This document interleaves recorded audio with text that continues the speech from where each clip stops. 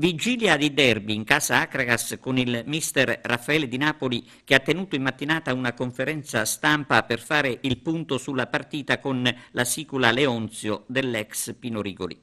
Intanto tutti i giocatori saranno a disposizione del tecnico e questa è una bella notizia. In conferenza stampa si è pure parlato della situazione societaria e di presunti nuovi ingressi e della manifestazione dei tifosi che ieri sera sono scesi in strada pacificamente ma con forza per dire no all'esilio a Siracusa. Mister, tutti disponibili sabato, cosa ha detto ai ragazzi alla vigilia di questo importante derby? Di affrontare questa gara con il sorriso, con la voglia di andare a giocare una bella partita fatta di gioco, di non aver nessun timore quando c'è l'umiltà e la voglia di divertirsi, dobbiamo andare in campo a fare la nostra prestazione.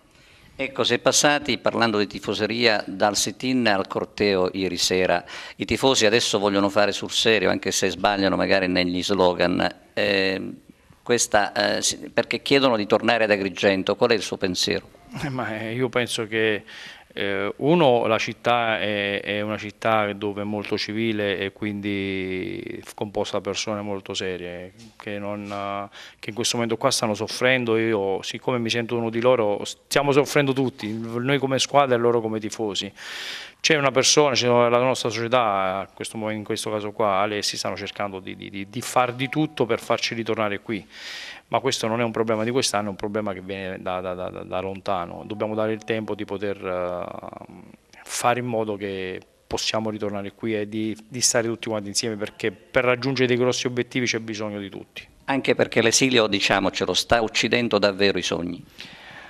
Ma l'esilio sta uccidendo i sogni, perché quando si brancola nel buio tutti quanti hanno il diritto di poter parlare, no? Nel senso che magari ognuno di noi dice una cosa, magari chi dice che siamo stanchi per il viaggio, chi dice che il campo di Siracusa è pesante, sono tutte alibi che noi cerchiamo di non far entrare nel nostro spogliatoio, ma sappiamo che comunque il nostro percorso è un percorso abbastanza difficile. Ecco, si parla di nuovo patron, lei ne ha conoscenza? No, io non sono a conoscenza, io sono qui ad Agrigento, mi conoscete già dall'anno scorso. Il mio modo di pensare del calcio è venire al campo, fare allenamento, preparare la squadra nel migliore dei modi e anche nei momenti di difficoltà di prendermi le mie responsabilità e sgravare ai giocatori.